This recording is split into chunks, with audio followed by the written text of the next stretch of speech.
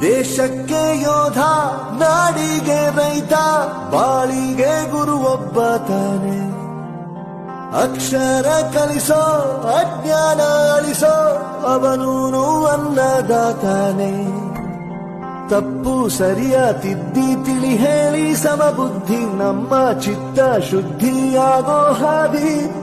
ಎಷ್ಟೇ ದೂರ ಹೋದ್ರೂ ಮರಿಬೇಡ ನಿನ್ನ ಬೇರು, ನಿನ್ನ ಸಾಧನೆಗೆಲ್ಲ ಇದುವೇ ಆದಿ. ಪಾಠಶಾಲಾ